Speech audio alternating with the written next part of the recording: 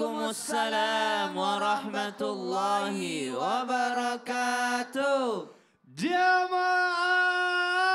Yeah. Oh, jamaah. Yeah. Alhamdulillah. Alhamdulillahirrabbilalamin. Wassalatu wassalamu ala ashrafil anbiya'i wal mursalin wa ala alihi wa sahbihi ajmain amma ba'du. Allahumma sholli ala sayyidina Muhammad wa ala ali sayyidina Muhammad. Alhamdulillah jamaah, bertemu lagi di Islam Indah tentunya dengan saya Mikdad Adausi. Insyaallah di pagi hari ini kita akan belajar bersama-sama tentunya dengan guru-guru kita. Jamaah yang ada di rumah, yang mau pergi kerja, yang mau nganterin anaknya sekolah, yang mau nyiapin sarapan, mau ke tukang sayur, dengerin dulu Islam Indah, gedein volumenya, insya Allah mendapatkan ilmu yang bermanfaat dan juga bisa diamalkan tentunya. Amin amin ya Allah ya rabbal alamin. Baik jamaah, sebelum kita mendengarkan tausiah dari guru-guru kita, saya mau ajak dulu jamaah nih untuk nonton dulu ada tayangan mengenai banjir rob di Kabupaten Bekasi. Yuk kita saksikan sama-sama, silakan. Musimnya hujan banget sama angin kenceng banget ya Allah. Mas, kita harus hati-hati banget loh Mas. Bener, kita harus hati-hati. Iya, betul sekali. Dan yang paling penting kita juga harus jaga lingkungan ya Bu. Betul Buang sekali, sampah betul. pada tempatnya. Iya. Karena kadang kan gara-gara kita juga makanya bisa banjir. Iya, Bener betul gak Bu? sekali, betul. Bener gak Ustadz Maulana? Iya, mohon maaf tanpa menggurui, hanya mengingatkan alam tidak pernah salah. Betul. Cuma karena kita salah saja. Iya. Kenapa? Bisa jadi kerusakan itu terjadi atas perbuatan kita. Tunggu dulu. Kita tanya dulu Ibu. Ibu namanya siapa, dari Ibu mana? Nuryaeni. Ibu, mic-nya dekat Pakai, oh iya siap. Nama saya Ibu Nuryaeni dari Bandung. Majelis Talim. Majelis Talim Nur Juwariah. Masya Banjaran. Allah. Boleh tepuk tangan dulu dong. Baik Ibu, terima kasih. Boleh silakan duduk kembali. Mic-nya boleh saya, jangan dibawa pulang ya Bu. Silakan Ibu. Ustadz Maulana saya persilakan. Baik, bismillahirrahmanirrahim. Allahumma shalli ala sayyidina Muhammad wa ala sayyidina Muhammad. Ketahuilah setiap ujian, musibah, bencana alam pasti ada hikmah yang Allah berikan. Ada beberapa hikmah ketika terjadi bencana alam ataupun musibah yang menimpa kita. Yang pertama, ini menandakan kekuasaan Allah. Artinya kita sadar diri atas ketidakmampuan kita. Yang kedua, atas kurangnya ilmu, maka kita masih belajar. Dan begitu luasnya ilmu pengetahuan, begitu luasnya alam ini. Malah kita harus makin belajar dan makin belajar. Mengenal alam itu sendiri. Kemudian yang ketiga adalah bagaimana kita merawat. Tadi sudah disampaikan oleh Mikdad, bagaimana kita jangan membuang sampah sembarangan. Bahkan jangan pernah merusak alam. Bagaimana kita bisa menjaga alam. Banyak yang terjadi erupsi dan sebagainya. Ini mohon maaf, banjir bandang dan sebagainya ini bisa jadi atas ulah manusia. Apa itu penebangan di mana-mana. Kok tidak ada hujan tiba-tiba banjir. Bisa jadi adalah banjir kiriman. Dan yang terakhir bagaimana kita bisa waspada. Karena bencana itu bisa jadi terjadi di saat kapan saja. Oh, waduh, Masya Allah. Baik, terima kasih guruku Ustadz Maulana. Boleh tepuk tangan dulu dong Bu. Waduh, jamaah. Yeay. Oh jamaah. Yeay. Alhamdulillah. Masya Allah. Masih semangat ya Bu ya? Harus semangat dong Bu. Masya Allah. Nah baik, siapa yang tadi udah sholat subuh Bu? Coba angkat tangannya Bu. Waduh keren banget. Bu namanya sholat pasti kita pengennya khusyuk ya Bu. Tenang gitu ya. Pengennya fokus gitu ya. Hatinya ikut juga gitu ya. Tapi jangan salah Bu. Namanya setan itu gak akan diem Bu. Gak akan membiarkan manusia itu sholatnya khusyuk. Tenang. Supaya apa Bu? Supaya gak diterima sama Allah sholatnya. Nah ternyata ada setan nih. Namanya setan khanzab. Yang selalu menggoda kita. Nah kira-kira siapa sih setan khanzab ini? Terus godaannya apa aja? Dan siapa aja kira-kira yang selalu digoda sama setan ini? Nah makanya pas banget nih sama tema kita hari ini. Karena temanya adalah awas godaan setan khanzab saat sholat. Masya Allah, boleh tepuk tangan dulu untuk tema kita hari ini.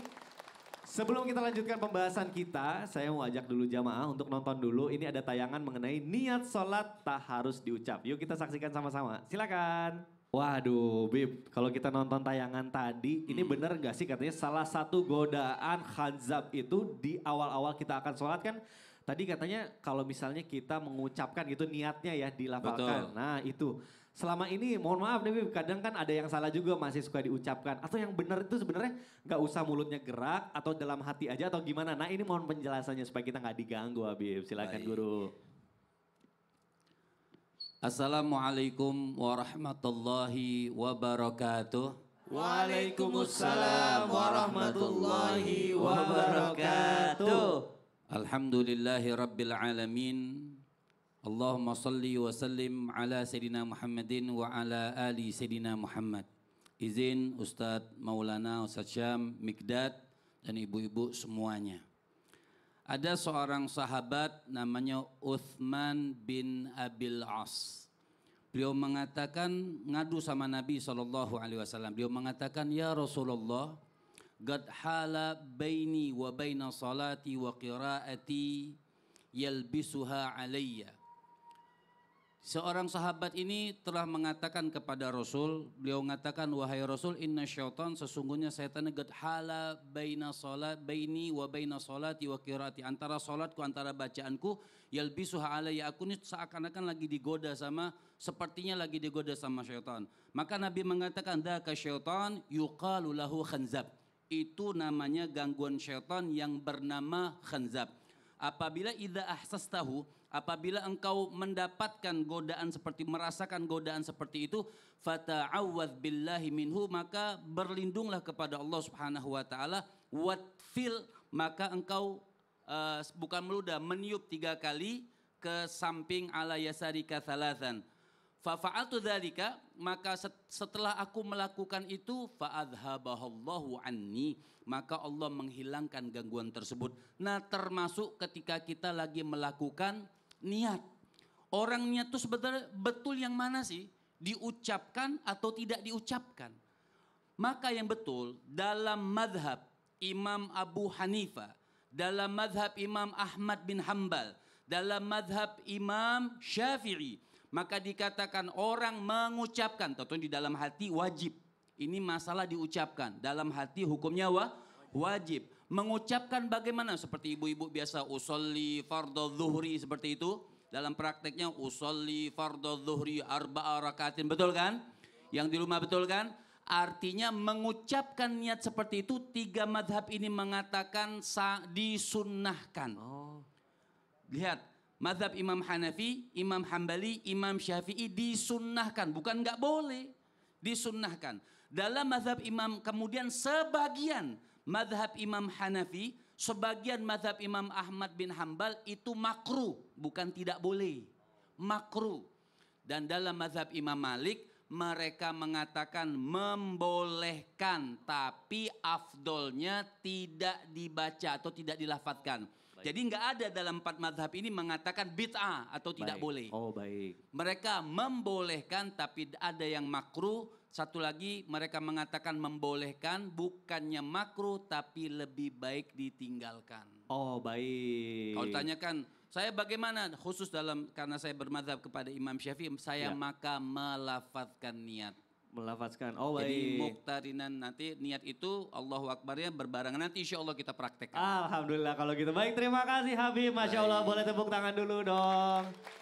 Waduh, ini penting banget nih tema kita hari ini. Masya Allah, jamaah yang ada di rumah juga ayo kita gabung. Masya Allah, hari ini insya Allah kita mendapatkan ilmu yang bermanfaat.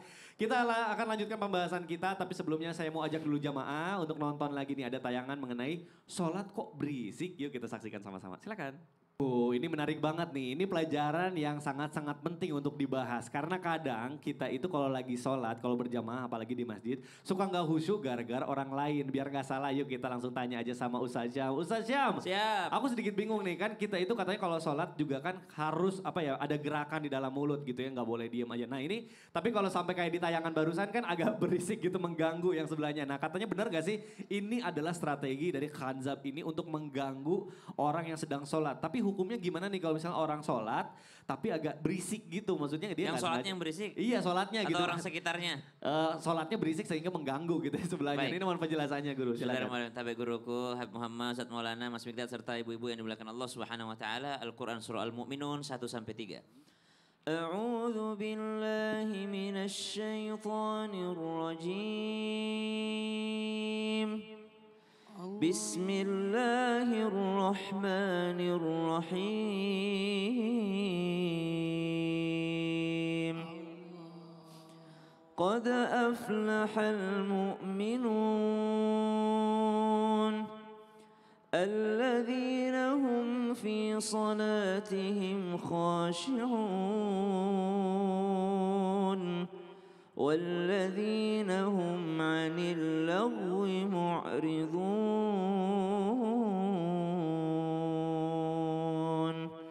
Sungguh beruntung orang-orang yang beriman, yakni orang-orang yang khusyuk dalam salatnya dan meninggalkan perkara-perkara yang tiada manfaatnya. Jangankan di masjid berisik, di jalan aja kalau berisiknya udah mengganggu, ini tidak disenangi oleh Nabi SAW.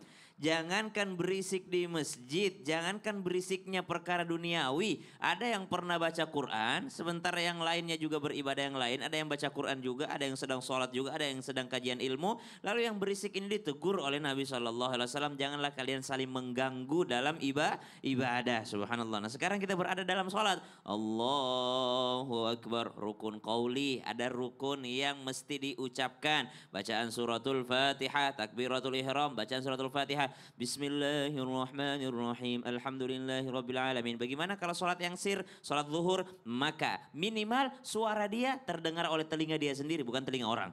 Jadi jangan sampai bacaan dia kegedean juga sampai mengganggu yang di sebelahnya. Bismillahirrahmanirrahim. Alhamdulillahirabbil alamin. Rahmanirrahim. Maliki yaumiddin. Iyyaka na'budu wa iyyaka nasta'in. Ada suara yang sampai mengganggu orang lain. Jadi bagaimana ukurannya? Maka dia dengan telinganya sendiri daripada mendengar. Yang lain bacaan-bacaan yang lainnya, maka bacaan yang lainnya bagus kalau dia mendengarkan sendiri. Karena bukan dengan hati orang membaca bacaan sholat, tapi digerakkan mulutnya. Allahu Akbar. Subhana rabbiyal azim wa bihamdi. Sami Allahu liman hamidah. Rabbana walakal hamd. Ada gerakan mulutnya yang tapi jangan sampai ini mengganggu daripada sholat yang di sampingnya. Waduh, Masya Allah. Baik, terima kasih guruku Ustaz. Tapi yang lebih penting yang lagi nggak sholat ya. Kadang-kadang kan orang habis sholat baca Quran tuh. Jadi jangan sampai baca Qurannya ini mengganggu yang baca Quran yang lain atau yang sedang sholat yang lain. Itu catatannya ya. Baik, terima kasih guruku Saja. Masya Allah, boleh tepuk tangan dulu dong Bu. Waduh, insya Allah nih di pagi hari ini kita dapat ilmu yang bermanfaat ya. Nah kira-kira ada info menarik apa nih dari Ustadz Maulana nih? Jadi ada amalan langsung to the point. Waduh, apa tuh Ustadz? Bahkan tepat pada sasaran. Masya Allah. Ini CT Arsa Foundation yang terus berupaya untuk memutus mata rantai kemiskinan melalui pendidikan berkualitas dan kesehatan yang optimal. Maka kami mengajak kepada siapapun yang peduli dan ingin turut berkontribusi meringankan beban mereka melalui doa dan sedekah yang terbaik dengan cara men-scan QRIS CT Arsa Foundation di bawah ini.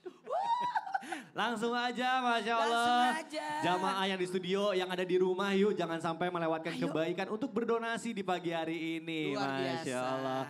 Baik jamaah, jangan kemana-mana karena kita akan kembali lagi setelah yang satu ini tetap di Islami Indah. Jamaah, oh jamaah. Alhamdulillah.